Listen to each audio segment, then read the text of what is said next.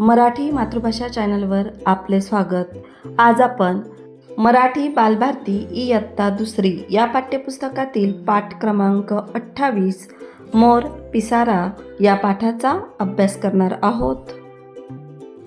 मुलांनो, सर्वप्रथम आपण पाठाचे वाचन करून घेऊयात आणि त्याच्यानंतर आपण या पाठाचा स्वाध्याय पाहणार आहोत. मुलांनो, इथं दिलेले चित्र पहा. काय दिसत आहे चित्रामध्ये? तर चित्रामध्ये आहेत 2 उंदीर आणि त्या 2 उंदरांचं बोलणं कोणीतरी झाडाच्या पाठीमागे उभे राहून ऐकत आहे. कोण असेल ते? तर चला आपण धड्याचे वाचन करूयात, मग आपल्याला समजेल. चिचू उंदीर नेहमी आईच्या मागे भुनभुन करत फिरायचा. भुनभुन करत फिरणे म्हणजे हट्ट करणे, हट्ट करत फिरणे. कधीकधी त्याला पक्ष्यासारखं उडावंसं वाटायचं, तर कधी त्याला सशासारखं उड्या माराव्याशा वाटायच्या. एकदा चिचू म्हणाला, आई, काय हा माझा काळा रंग? मी बदकासारखा गोरा गोरा हवा होतो. मुलांना, तुम्हाला आता समजलंच असेल की हा छोटा जो उंदीर आहे त्याचं नाव आहे चिचू उंदीर आणि त्याच्यापेक्षा मोठा जो उंदीर आहे ती त्याची आई आहे. आणि हा छोटा जो चिचू उंदीर आहे तो नेहमी त्याच्या आईच्या मागे भुनभुन करायचा. त्याला पक्ष्यासारखं उडावंसं वाटायचं, सशासारख्या उड्या माराव्याशा वाटायच्या. एकदा तर तो चक्क आईला म्हणाला की मी एवढा काळा का? माझा बदकासारखा गोरा गोरा रंग हवा होता. त्यावेळी तिथून एक परी चालली होती. तिने ते ऐकलं आणि त्याची गंमत पाहण्यासाठी ती एका झाडाच्या मागं लपून बसली. आई म्हणाली, आपल्या जंगलात रामू हत्ती सगळ्यात बुद्धिमान समजला जातो, त्यालाच जाऊन विचार.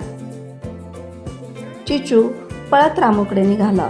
परी त्याच्या मागे होतीच. वाटेत त्याला मोर दिसला. चिचू रामूकडे पोहोचला.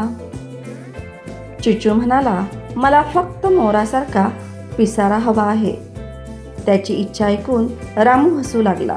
तेवढ्यात परीनं जादूची कांडी फिरवली आणि चिचूच्या शेपटीच्या वर अगदी मोरासारखा रंगीबिरंगी पिसांचा पिसारा आला.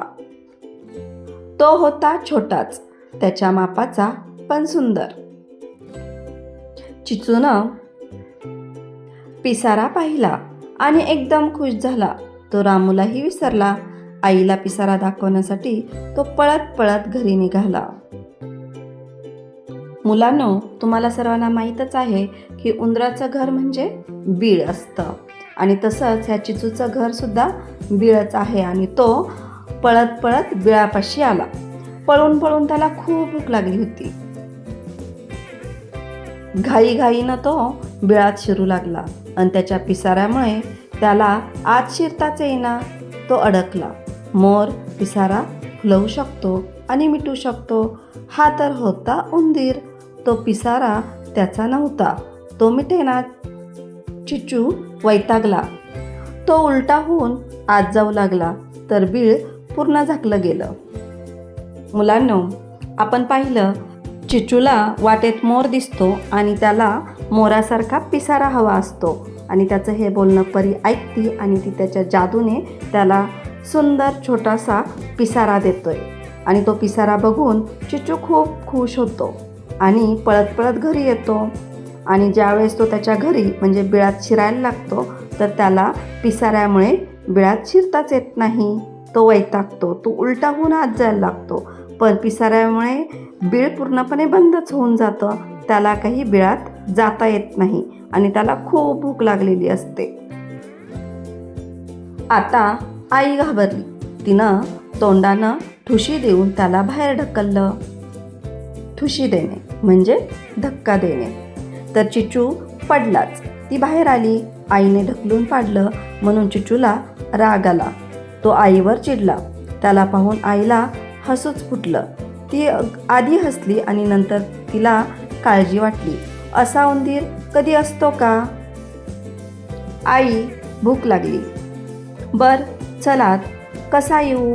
पिसारा अडकतोय, मिटता येत नाही. पिसारा कसला? पसाराच हा. तिनं खाऊ बाहेर आणला, चिचूला भरवला. आई आता झोप आली. खाऊन झाल्यावर तो म्हणाला, आत कसा येणार? आता बाहेरच झोप बाळा. असं चिचूची आई त्याला म्हणाली. चिचूला बाहेरच झोपावं लागलं. बिचाऱ्याला अद्दल घडली. सकाळी आई लवकर बाहेर आली. चिचूही जागा झाला. आई, मला हा पिसारा नको. असं होणार हे परीला माहीतच होतं. ती आधीच येऊन एका झाडामागे लपली होती. चिचू उदास झाला. परीनं पुन्हा एकदा जादूची कांडी फिरवली आणि चिचू पुन्हा पहिल्यासारखा झाला. आईनं त्याला जवळ घेतलं. त्याला खूप बरं वाटलं. मुलांनो, या पाठाचे लेखक आहेत ईशान पुणेकर. खूप सुंदर अशी ही गोष्ट तुमच्या पाठ्यपुस्तकात आहे, चिचू उंदीरची. तुम्ही ही गोष्ट नक्की वाचा. आता आपण स्वाध्याय पाहूयात. इथे पहिला प्रश्न आहे, पाठ अगोदर मनात वाच, नंतर मोठ्याने वाच. तर मुलांनो, आता आपण पाठाचे वाचन केलेलेच आहे.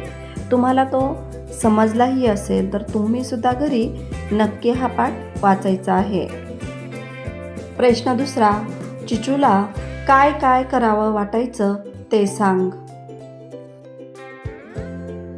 मुलांनो, प्रश्न दुसऱ्याचं उत्तर आहे, कधी कधी त्याला पक्षासारखं उडावंसं वाटायचं, तर कधी त्याला सशासारखं उड्या माराव्या वाटायच्या, कधी त्याला बदकासारखं गोरं असावं असं वाटायचं, तर कधी त्याला मोरासारखा पिसारा हवा असं वाटायचं.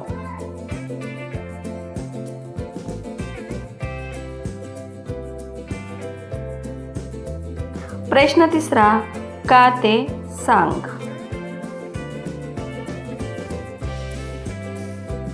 त्यातलं अ आहे, परी झाडाच्या मागे लपून बसली. उत्तर, कारण तिला चिचूची गंमत बघायची होती.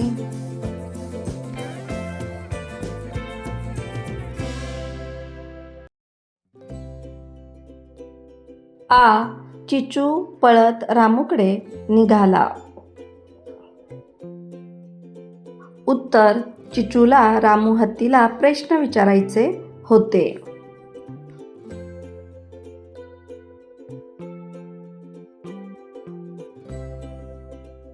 ई, चिचूची इच्छा ऐकून रामू हसू लागला.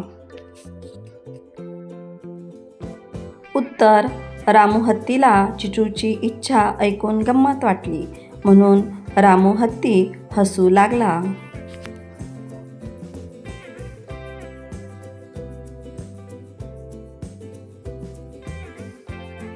ई, चिचू बिळाच्या बाहेर झोपला.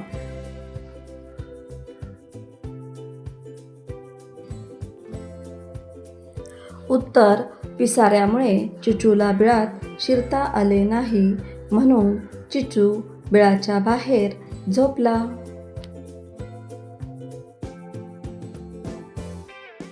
मुलांनो, अशा पद्धतीने तुम्ही तुमच्या वहीमध्ये इथे दिलेल्या प्रश्नांची उत्तरे लिहून काढायची आहे. तर तुम्हाला हा धडा समजलाच असेल. अशाच प्रकारचे नवनवीन शैक्षणिक व्हिडिओ पाहण्यासाठी आपल्या चॅनलला अवश्य सबस्क्राईब करा. थँक्यू.